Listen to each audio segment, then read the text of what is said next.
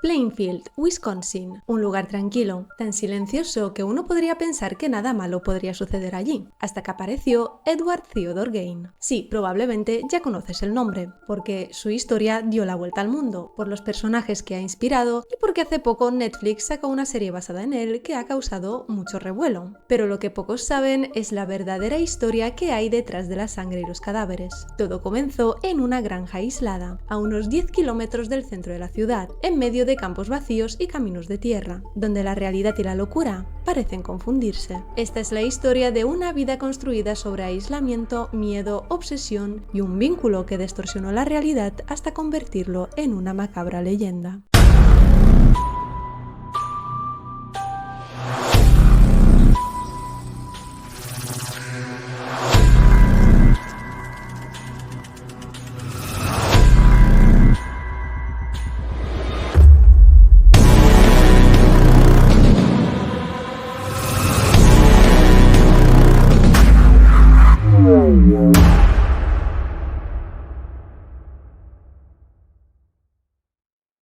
Hola mis bellas criaturas, ¿qué tal? ¿Cómo estáis? Bienvenidos un día más al canal. Yo soy Florislava y hoy vamos a hablar sobre el caso de Ed Gein, también apodado el monstruo de Plainfield. Hace poco, como ya sabréis, salió la nueva entrega de la serie de Netflix Monster, narrando de forma muy sensacionalista, cabe decir, la historia de este hombre. Y no quería dejar pasar la oportunidad de narrar el caso real, aclarar todas las licencias que se ha tomado la nueva serie, desmentir lo que se inventaron y también, como siempre, dar mi punto de vista sobre el caso. Así que poneros cómodos y preparaos porque esto se va a poner intenso. Y a riesgo de citar a Jack el Destripador, vamos por partes. Edward Theodore Gain nació el 27 de agosto de 1906 en La Crosse, Wisconsin, en el seno de una familia marcada por la religión extrema, el miedo y el control. Su madre, Augusta Wilhelmine Gain, era una mujer dominante y profundamente devota, que consideraba el mundo un lugar corrupto, una especie de Sodoma y Gomorra moderna. Según ella, todos eran pecadores y especialmente creía que las mujeres, todas salvo ella cabe decir, eran promiscuas y servían como instrumentos del diablo. Temiendo que los ciudadanos de La Crosse corrompieran a sus hijos, Augusta decidió mudarse cuando Ed tenía 8 años. La familia se trasladó a una granja de 60 hectáreas en Plainfield, aislada de todo, a unos 10 kilómetros al oeste del centro de la ciudad,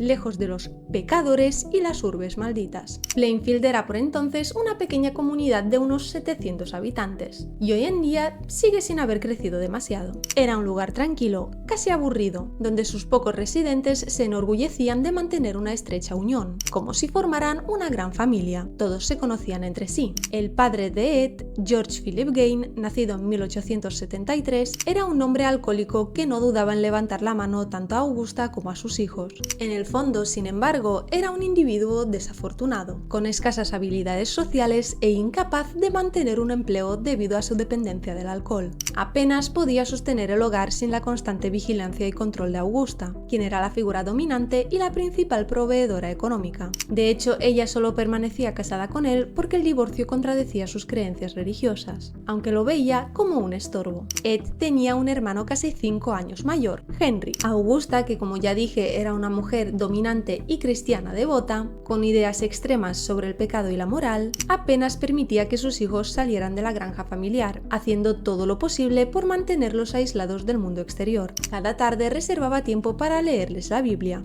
eligiendo pasajes del Antiguo Testamento o del Apocalipsis, centrados en la muerte, el asesinato y el castigo divino. Así, como lectura ligera. Cuando Ed lograba hacer un amigo y lo llevaba a casa, su madre encontraba enseguida algún defecto en el niño, lo echaba rápidamente y luego perdonaba a Ed por haberlo traído, como si hubiera cometido un pecado. Y eso que al pobre le costaba hacer amigos, ya que era un chico algo tímido y peculiar, moldeado por las ideas rígidas de Augusta. La falta de socialización, naturalmente, tuvo consecuencias en la personalidad de ambos hermanos. Aún así, su madre insistía en enseñarles que no debían relacionarse con nadie fuera de la familia, pues según ella, todos los demás eran pecadores y malas personas. Henry se dio cuenta desde temprano del control emocional y psicológico que su madre ejercía sobre ellos. Ed, en cambio, la veía como una figura divina. Para él, Augusta era perfecta, santa, incapaz de causar daño alguno. Admiraba cada palabra suya, cada sermón sobre el pecado y el castigo divino, cada versículo del Antiguo Testamento o del Apocalipsis que ella escogía con meticuloso cuidado. Su mundo se limitaba a la granja y a las enseñanzas de su madre. Algunas fuentes afirman que en una ocasión Ed presenció a sus padres sacrificando un cerdo en la granja y que aquella escena lo excitó, provocándole luego una profunda vergüenza y sentimiento de pecado debido a la estricta educación moral que había recibido,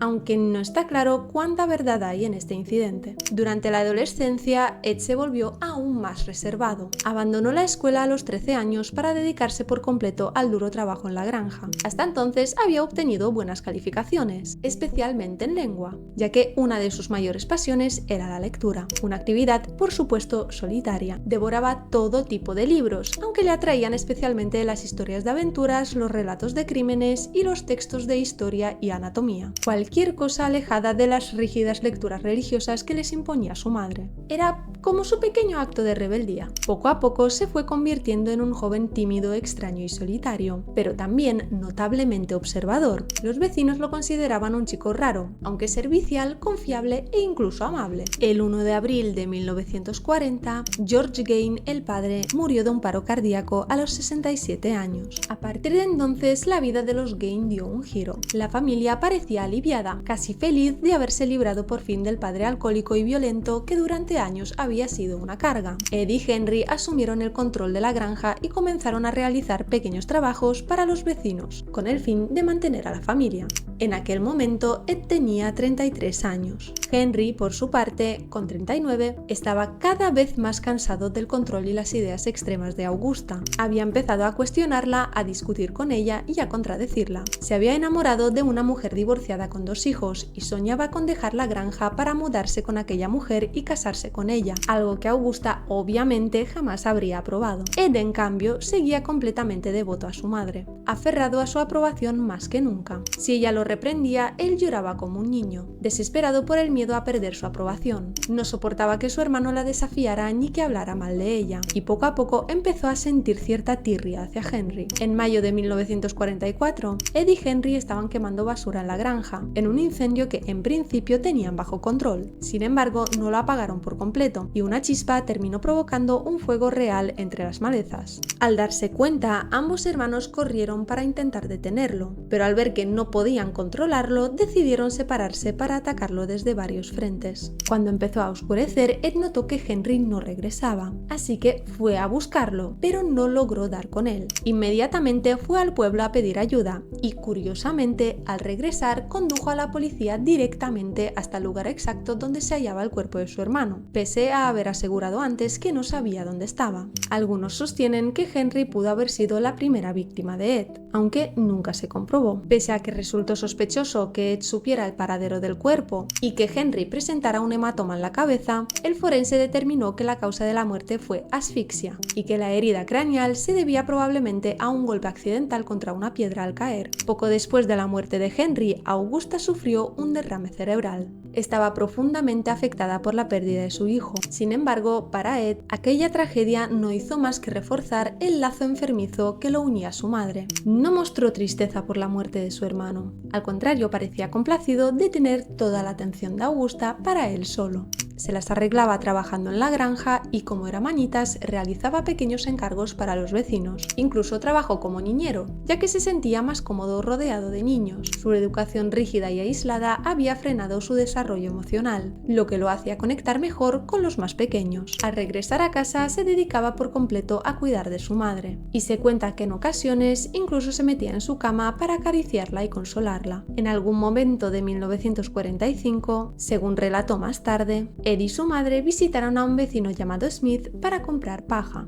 Durante la visita, Augusta presenció cómo Smith golpeaba brutalmente a un perro. Una mujer que se encontraba dentro de la casa salió para gritarle que se detuviera, pero Smith continuó hasta matar al animal. Augusta quedó profundamente afectada por la escena, aunque no por la crueldad hacia el perro, sino por la presencia de la mujer. Indignada, le dijo a Ed que aquella mujer no estaba casada con Smith y por tanto no tenía derecho derecho a estar allí, refiriéndose a ella con furia como la ramera de Smith. El disgusto le provocó un segundo derrame cerebral, que esta vez resultó fatal. Murió el 29 de diciembre de 1945. Ed tenía entonces 39 años. La dominación de su madre había frenado el desarrollo de Ed, dejándolo estancado en la adolescencia. En el funeral lloró como un niño, no tenía el control emocional de una persona adulta. De repente se encontraba solo y no sabía cómo afrontar la pérdida. Visitaba con frecuencia la tumba de Augusta. Tras su muerte, Ed se aisló por completo y se refugió en su granja, ya casi en ruinas. Perdió el afecto por la propiedad, la descuidó por completo, acumulando basura y viviendo en una especie de síndrome de Diógenes, pero sin embargo tapió cuidadosamente las habitaciones que su madre había usado,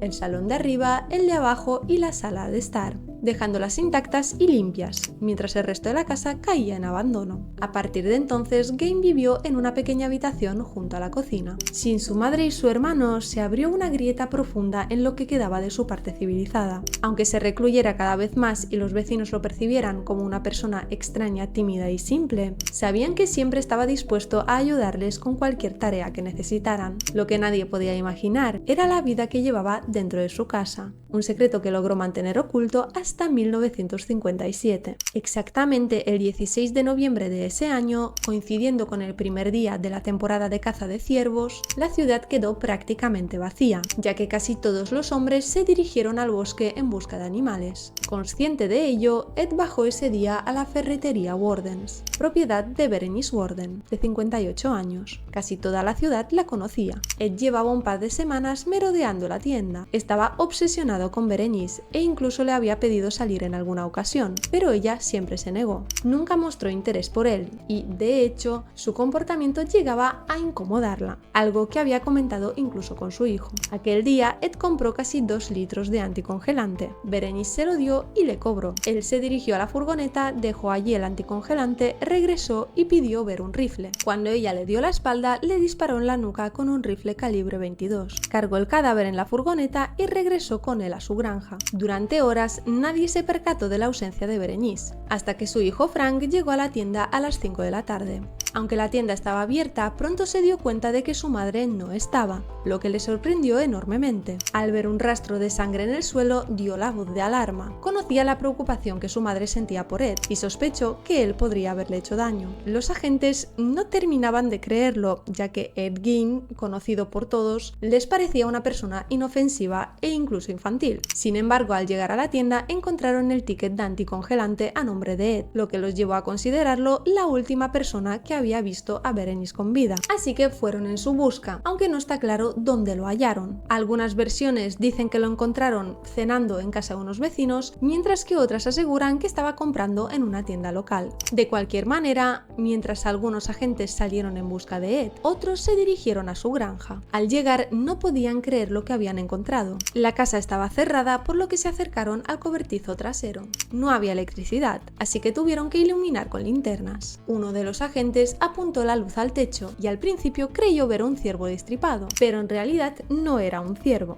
Era el cadáver de una mujer colgando del techo por los tobillos, abierto de la misma manera que se abriría un animal, desde el esternón hasta la pelvis. Efectivamente se trataba de Berenice Warden. Los agentes pensaron que aquello era lo más grotesco que habían visto en su vida. Algunos incluso tuvieron que salir a vomitar. Pero lo que encontraron apenas era el principio de lo que les esperaba. Una vez lograron entrar en la casa, observaron que las habitaciones tapiadas solo tenían algo de polvo acumulado, pero estaban intactas, mientras que el resto de la vivienda estaba completamente lleno de basura. Pero la basura no fue lo peor que encontraron. Entre todo ese desorden hallaron una enorme cantidad de objetos elaborados con restos humanos. Sillas tapizadas con piel y cuero cabelludo, una pantalla de lámpara y unos guantes hechos de piel humana, 12 cabezas humanas, de algunos cráneos había hecho cuencos y ceniceros, un frasco con 4 narices, 9 piezas de genitales femeninos en una caja, algunos pintados y atados con cintas, un cinturón hecho con pezones, labios a modo de tirador de una cortina, máscaras de piel humana colgadas en las paredes de su dormitorio, algunas con los labios recién pintados, la cabeza de Berenice en un saco, su corazón en una bolsa de plástico frente a la estufa y sus vísceras en la nevera. También encontraron un traje de piel humana con confeccionado con el torso y las piernas de una mujer, y en otra caja el cráneo y en una bolsa de papel la cara de Mary Hogan, una mujer desaparecida en 1954. Mary Hogan había sido propietaria de un bar, era una mujer robusta y de carácter fuerte, cualidades ideales para una tabernera. Ed solía visitar el bar con frecuencia y a menudo se quedaba mirándola fijamente. El 8 de diciembre de 1954, a poco de cerrar el local, pidió un café y poco después, cuando ya no quedaba nadie salvo él y Mary, sacó un revólver y le disparó. Luego transportó su cuerpo a la granja en su coche. Ed la asociaba de algún modo con su madre. Ambas se parecían físicamente y compartían un carácter fuerte. Al matarla de alguna manera parecía descargar la rabia homicida que sentía hacia su madre, quizá por haberle controlado toda su vida o tal vez por haber muerto, dejándolo solo y desamparado. La verdadera razón, sin embargo, nunca la sabremos. Lo que sí se sabe es que un granjero del pueblo, Seymour Lester, entró en la taberna de los Hogan y la encontró desierta, a pesar de que la puerta estaba abierta y las luces encendidas. Al ver que nadie acudía a atenderle, recorrió el local y halló un cartucho calibre 32 junto a un rastro de sangre seca, que comenzaba detrás de la barra y continuaba hasta más allá de la puerta trasera. Rápidamente fue en busca del sheriff, Harold S. Thompson, conocido como Topper, un hombre duro y padre de 12 hijos. Thompson estaba ejerciendo de sheriff de manera temporal y nunca antes se había enfrentado a un asesinato o desaparición. Al llegar a la escena, vio el rastro de sangre, la huella dactilar ensangrentada en una taza de café, la ausencia de dinero en la caja y la falta de cuerpo de Mary. También se encontraron el casquillo de bala y las huellas de neumáticos en la parte trasera del bar. A pesar de todas estas pruebas, hay que recordar que en los años 50 no existían pruebas de ADN, ni bases de datos de huellas dactilares para poder cotejar la huella encontrada, así que estaban completamente perdidos. Ni siquiera sabían si se trataba de un secuestro o de un asesinato. Thompson reconoció que carecía de la experiencia necesaria para resolver el caso y decidió llamar a los criminólogos de Madison. Mientras esperaba su llegada, elaboró una lista de posibles sospechosos, pero pronto descubrió que Mary no parecía tener enemigos evidentes. Se sabía que se había divorciado 2 veces y que se había mudado a Plainfield desde Chicago, lo que dio pie a especulaciones sobre que si había dirigido un burdel en la ciudad o si tenía algún vínculo con la mafia. Sin embargo, si hubiera sido obra de la mafia, el cuerpo habría quedado en la misma escena del crimen o por el contrario no habría ningún rastro. Y además los habitantes del pueblo habrían notado la presencia de alguien extraño. Entre los vecinos reinaba el desconcierto. Nadie comprendía cómo Mary podía haber desaparecido. Algunos, recordando cómo Ed la miraba, bromeaban sobre si estaba enamorado de ella o decían que si él le hubiera pedido casarse, ahora estaría ayudándole a cuidar de la casa y no habría desaparecido. A esto Ed respondía: pero si Mary no ha desaparecido, está en mi casa. Los vecinos tomaban el comentario a broma. Nadie sospechaba de él ni podía imaginar la vida que llevaba en su hogar desde la muerte de su madre. Habían pasado 3 años y nadie había dado con el paradero de Mary, hasta que el 16 de noviembre de 1957. Para entonces el sheriff era Arthur Schley, un hombre con más experiencia que Topper. Sin embargo, jamás había visto nada comparable a lo que encontraron en la casa de Gain aquel día. En la comisaría intentaron interrogar a Ed frente a la abrumadora cantidad de pruebas desconcertantes que se habían encontrado en su casa. Él se mostraba confundido y asustado. No sabía cómo reaccionar. No habló hasta pasadas 24 horas tras su arresto. Y lo primero que dijo, atentos que esto es muy fuerte, fue que quería una tarta de manzana y una loncha de queso.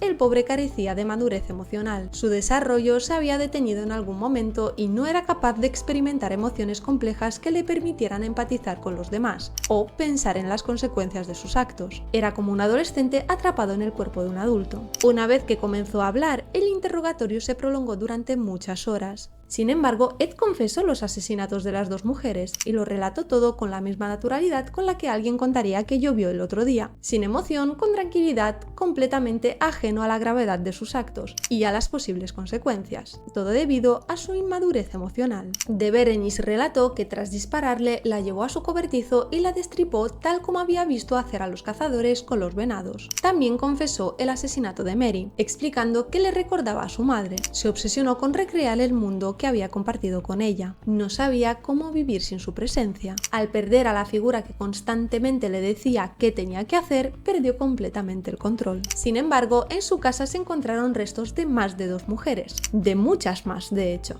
Por ello, los policías comenzaron a sospechar que se trataba de un asesino en serie. Lo acusaron de inmediato de todos los casos sin resolver que tenían. Le preguntaron por la desaparición de Georgia Reckler, de 8 años, de Evelyn Hartley, una niñera de 14 años de la que solo se halló una zapatilla y algo de sangre, de Victor Travis y Ray Burgess, dos hombres de unos 40 años que habían ido a cazar ciervos y desaparecieron sin dejar rastro. Ni siquiera se encontró su coche. Y también de la desaparición de un vecino de Ed, James Walsh, de 32 años. Sin embargo, Ed juraba y perjuraba no tener ninguna relación con esos casos. Les explicó a los agentes que el resto de los cuerpos encontrados en su casa los había robado del cementerio de Plainfield. Al principio esto les resultó sorprendente. Ed era menudo y los cuerpos yacían a unos 2 metros de profundidad, bajo tierra compacta, lo que no es tarea sencilla. No obstante, Ed contó que entre 1947 y 1952 solía comprar el periódico para leer las necrológicas y así identificar qué cadáveres aún estaban frescos. Solo desenterraba a mujeres de mediana o avanzada edad y preferiblemente que se parecieran a su madre. Al tratarse de tumbas recientes, la tierra estaba más blanda y no se notaba que habían sido exhumadas. A veces se llevaba el cuerpo entero, otras solo las partes que le interesaban. En realidad, su único objetivo grotesco era intentar revivir a su madre. Sin ella sentía que carecía de identidad y desde su muerte no supo cómo encajar su ausencia. La quería de vuelta a toda costa. Estaba dividido. Por un lado quería reconstruir a su madre, pero al mismo tiempo sentía cierto impulso de vengarse de ella. De hecho, intentó llevarse su cadáver tras el funeral. Se cree que fue el primer cuerpo que quiso exhumar, porque la echaba tanto de menos que quería tenerla cerca aunque fuera en cuerpo solamente. Sin embargo, al intentar profanar la tumba, se dio cuenta de que no podía acceder al cadáver. En esa zona de Wisconsin el suelo es muy arenoso y algunos ataúdes se colocan directamente en criptas, como fue el caso del de su madre. Para comprobar si decía la verdad, los policías decidieron abrir algunas de las tumbas que Ed les indicó, aunque él no las recordaba todas. Se examinaron 9 tumbas, mientras que en la casa había 12 cabezas. Aún así, efectivamente, encontraron varias tumbas vacías y algunos cadáveres a los que les faltaban partes del cuerpo. Lo hallado en la casa de Ed coincidía con lo que encontraron en el cementerio. Eran exclusivamente tumbas de mujeres de mediana edad, la mayoría con cierto parecido a la madre de Ed. Por lo tanto, descartaron cualquier relación de Ed con las desapariciones de las que se le había acusado, ya que en los restos de la casa no había ni jóvenes, ni niñas, ni tampoco hombres. Sin embargo, al no existir en esa época el análisis del ADN, no fue posible identificar todos los cadáveres. Solo se pudo estimar la edad y el sexo de los restos y compararlos con las tumbas vacías. Los agentes también se preguntaban de dónde había sacado Ed esas ideas. Especulaban que probablemente se debía a la soledad, a la ausencia de su madre y al trauma que le provocó tanto en vida como con su muerte, dado el profundo vínculo que tenía con ella. Además, se sabía que Ed era un ávido lector,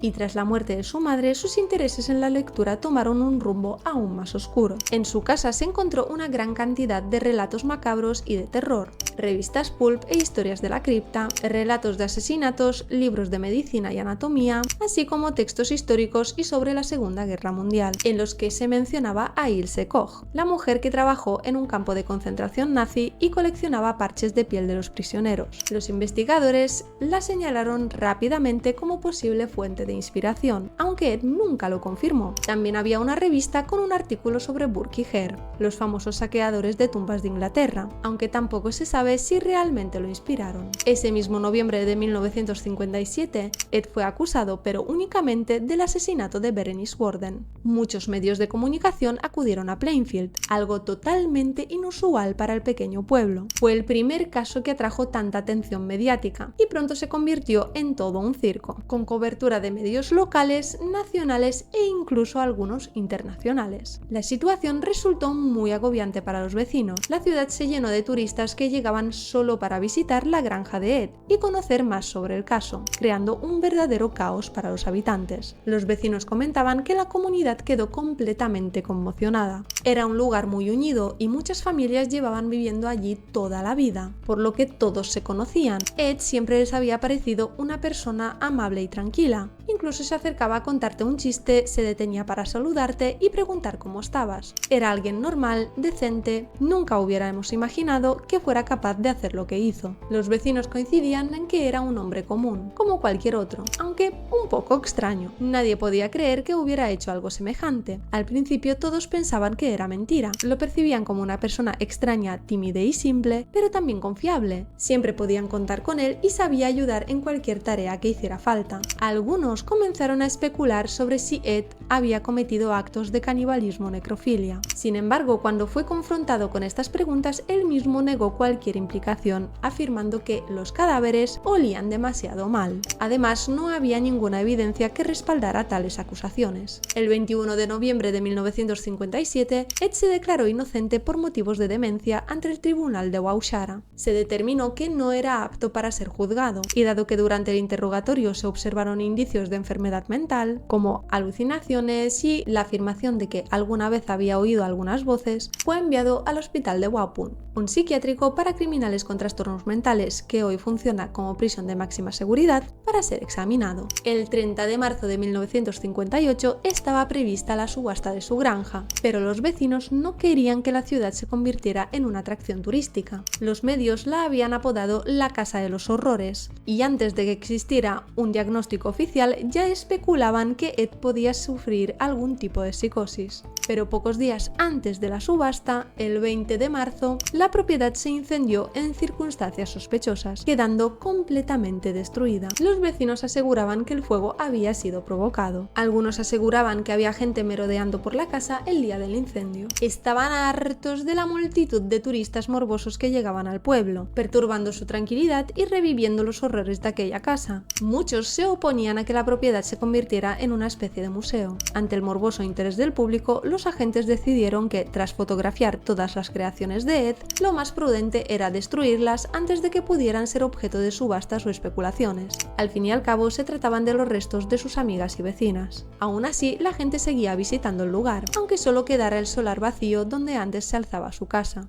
Ese mismo mes, un feriante compró el coche que Gein usaba para transportar los cadáveres. Lo convirtió en una atracción de feria y cobraba 25 centavos de dólar a los visitantes por fotografiarse en él. Sin embargo, a los pocos años, la camioneta desapareció de registro público. Se cree que tras lo ocurrido con Ed Gein aumentó el interés por los asesinos en serie y el true crime. Los criminólogos señalan que las personas sentimos una atracción por el sufrimiento ajeno, y por eso queremos comprender las razones detrás de los crímenes. Tras 11 años en el psiquiátrico, los médicos determinaron que Ed ya estaba en condiciones de enfrentarse a un juicio por el asesinato de Berenice. La audiencia duró una semana. El juez a cargo fue Robert Goldmar y no hubo jurado. El 14 de noviembre de 1968 se emitió el veredicto. Ed fue declarado culpable del asesinato de Berenice, pero fue reincorporado al psiquiátrico, ya que se consideraba que había cometido los crímenes debido a su deteriorado estado mental. En el hospital se comportaba correctamente, seguía una rutina y contaba con personal que cuidaba de él y atendía sus necesidades. Nunca fue juzgado por otros delitos, pues se consideró innecesario gastar tiempo y recursos, dado que su condena de por vida por el asesinato de Berenice estaba asegurada.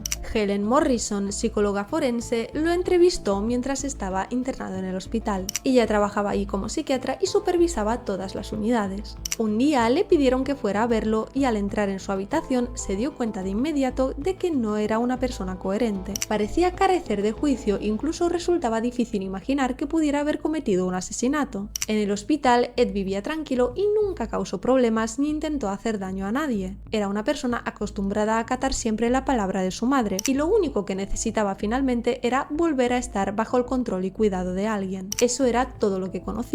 El único cambio en la vida de Ed se produjo cuando lo trasladaron de Waupun al Instituto Psiquiátrico de Mendota, en Madison, Wisconsin. El 26 de julio de 1984, Ed falleció a los 77 años de cáncer de pulmón y fue enterrado junto a su madre, en el mismo cementerio que había profanado en varias ocasiones. En el año 2000 se descubrió que alguien intentaba vender partes de su lápida por internet. El cementerio de Plainfield se había convertido en una atracción turística para los fanáticos. por mucho que restauraran la lápida, constantemente desaparecían fragmentos. Los seguidores incluso habían creado toda una colección de objetos relacionados con Gain. Finalmente los vecinos de Plainfield se rindieron y retiraron la lápida, dejando la tumba como anónima. Algunas fuentes señalan que en el 2000 alguien llegó a llevarse la lápida completa para venderla como pieza de colección, pero que en mayo de 2001 la policía la recuperó durante una operación encubierta en Seattle, Washington. Fue almacenada en el departamento del sheriff del condado de Waukesha en Wisconsin y actualmente se exhibe en el Museo del Condado de Wautoma.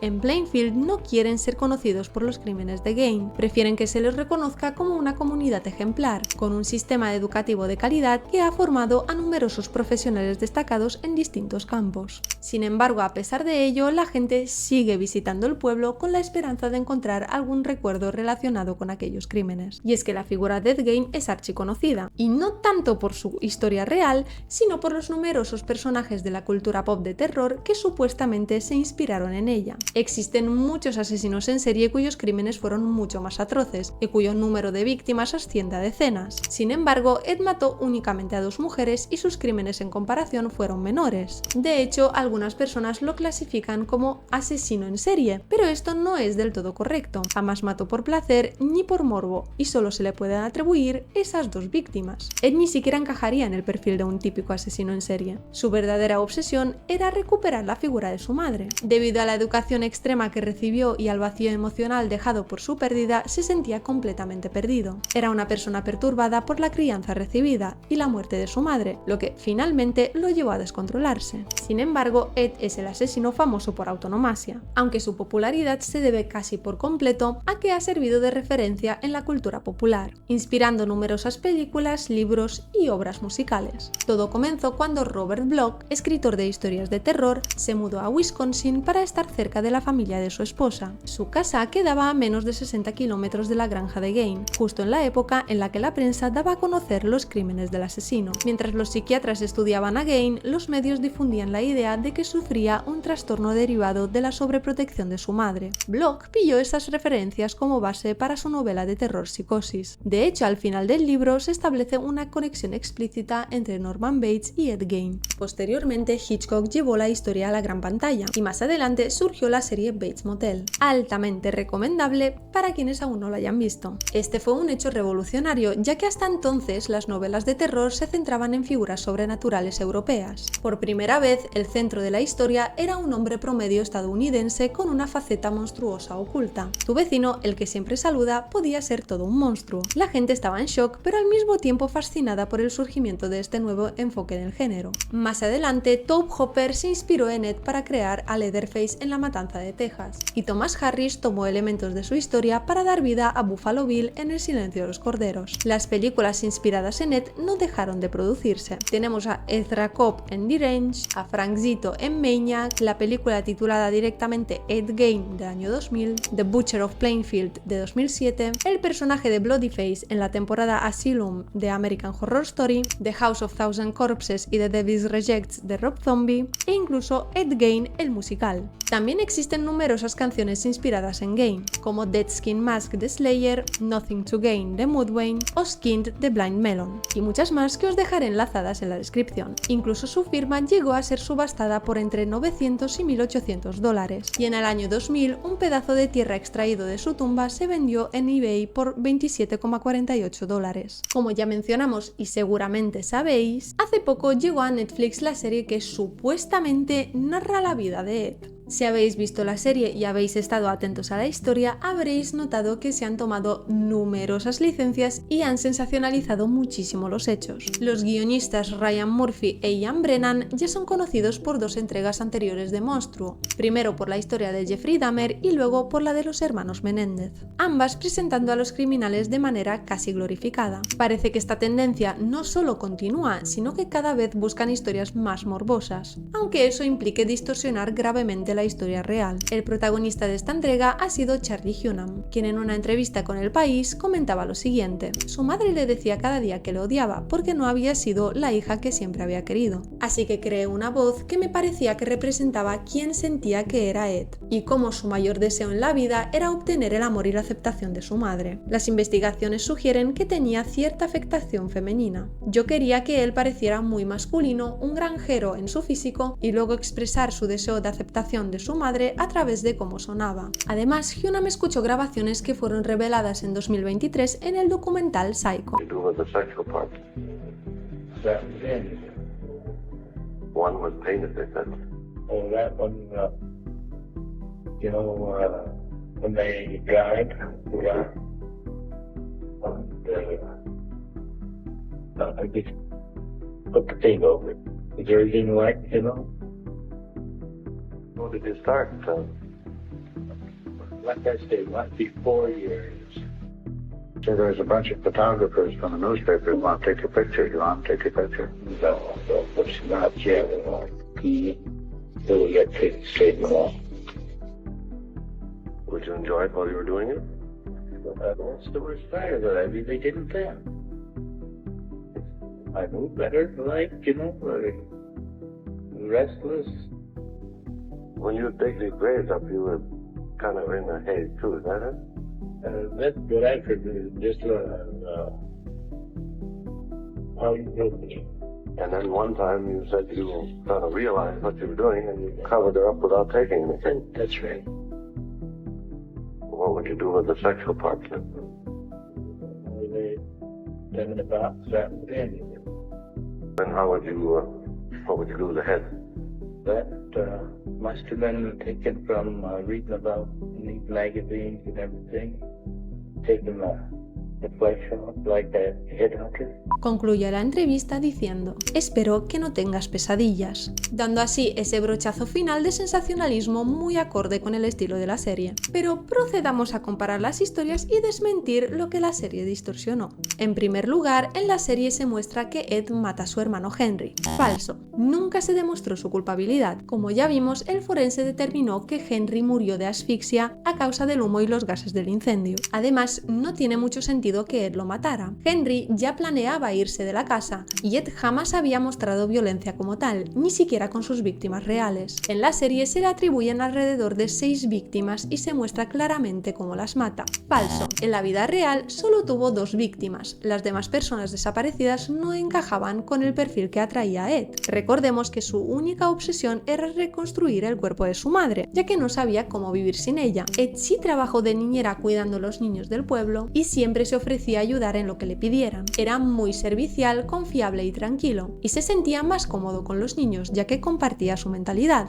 Sin embargo, jamás los llevó a ver los horrores de su casa para asustarlos. Esa parte también es completamente falsa. Ed nunca tuvo una novia, eso también es falso. Adeline sí existió, y tras salir a la luz los crímenes de Ed, declaró ante los medios que había mantenido una relación con él durante 20 años. Sin embargo, lo hacía porque era una attention whore, buscando aprovechar la atención mediática para hacerse famosa. Con el tiempo terminó desmintiendo todo y confirmó que solo habían tenido una amistad breve. No hubo romance ni matrimonio, él nunca le pidió la mano y su único amor verdadero era su madre. Fuera cierto o no que existiera algún romance, Adeline nunca vio los cadáveres que Ed desenterró, nunca lo visitó en el psiquiátrico ni estuvo en Nueva York intentando ser fotógrafa de escenas del crimen. Todo eso fue inventado para darle más salseo y color a la historia, que eso a la audiencia le gusta mucho. La serie afirma que Berenice tuvo un romance con Ed y que planeaban huir juntos. Esto es completamente falso. Además, me resulta especialmente molesto porque la presentan como lasciva y le atribuyen una relación con alguien que, por el contrario, en realidad la acosaba y la molestaba. De hecho, fue Ed quien le pidió salir en varias ocasiones y ella no quería nada con él. Incluso su propio hijo sabía que Ed la atosigaba y por eso lo señaló directamente cuando Berenice desapareció. Según confesó Ed a la policía, la la mató porque quería poseerla, se obsesionó con ella por su parecido con su madre y ella lo rechazaba. En la serie se muestra que el hijo de Berenice golpea a Ed. Eso también es falso. Quien realmente golpeó a Ed no fue su hijo, sino el sheriff que falleció de un paro cardíaco en 1968, a los 43 años antes del juicio. De hecho, debido a ese golpe, la primera confesión de Ed Gein no se admitió y tuvo que repetirla. En la serie, Ed aparece todo precioso desatado con una motosierra, una bonita alusión a la matanza de Texas, lo cual añade dramatismo y sensacionalismo a la historia. Pero es falso. Jamás fue su modus operandi. Nunca hizo sufrir a sus víctimas en vida, las disparaba causándoles una muerte rápida porque lo único que realmente quería era su piel. Nada más. Se viste de mujer. Falso. Ed sí se colocaba el traje de piel humana para simular ser su madre, y de hecho se paseaba así por la granja o realizaba diversas tareas con el traje puesto, simulando que ella estaba presente. Era su forma de sentirla más cerca, obsesionado con esa idea, pero no se transvestía simplemente con ropa de mujer. Su aspiración jamás fue cambiar de sexo, solo quería tener a su madre cerca nuevamente. Tenía esquizofrenia. Falso. El diagnóstico de Ed nunca fue ni esquizofrenia ni psicosis. Sí presentaba episodios paranoides relacionados con su crianza y la ausencia de su madre, pero no se trataba de un trastorno definido que encajara con las etiquetas que se le asignaron después. Es como cuando todo el mundo afirma haber tenido un ex narcisista. Puede haber muchos matices, pero no todos encajan en esa categoría. El abanico es mucho más amplio. Tenía el cadáver de su madre en la casa. Falso. Ed nunca logró desenterrar el cadáver de su madre. Lo intentó, pero estaba en la cripta y no pudo acceder a él. Ayuda en la captura de Ted Bundy. Bueno, falso. Jamás ayudó a atrapar a nadie. De hecho, en la serie aparece por toda la cara el equipo de Mindhunter. Pero si habéis visto mi vídeo sobre Mindhunter, y si no, os lo dejo aquí en la cajita de información, sabréis que John Douglas nunca entrevistó a Ed Gein. Además, Ed no encajaba en el mismo perfil que Ted Bundy, así que difícilmente podría haber ayudado a alguien con un perfil completamente distinto. Lo suyo no era un mero trastorno de personalidad, no mostraba signos de manipulación ni de frialdad calculadora. Su conducta tenía una motivación patológica, delirante, vinculada a creencias irracionales y obsesivas. No era un asesino despiadado que disfrutara del mal ajeno, era un individuo desquiciado, enfermo y olvidado, dejado a merced de una mente perturbadora. No hubo evidencia de placer homicida, sus actos eran más bien compulsivos y psicóticos, sin patrones de motivación sexual. En resumen, no niego que la serie funcione muy bien como entretenimiento, que visualmente es impresionante y que Charlie Hunnam lo hace muy bien, pero personalmente hubiera preferido que no usaran el nombre de Ed si iban a tomarse tantas licencias, y que hubieran creado un personaje ficticio inspirado en él. Si quieres conocer la historia de Ed Gein, esta serie no es en absoluto una fuente fiable. Más que informar, confunde. De todas las entregas de la serie de Monstruo,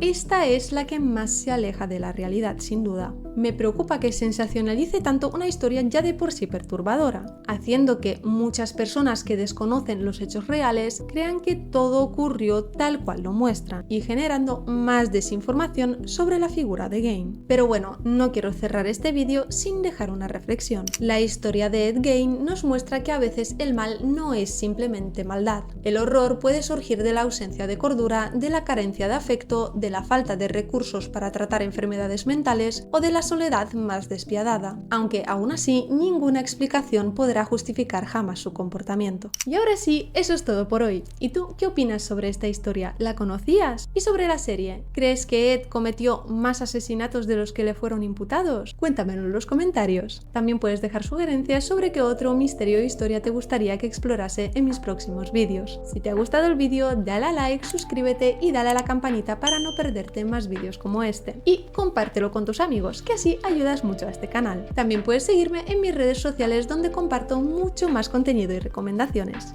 Te las dejo por aquí en la cajita de descripción. Gracias por acompañarme un día más, nos vemos pronto en el siguiente episodio. Cuidaros mucho, en serio, porfa, cuidaros mucho y hasta pronto.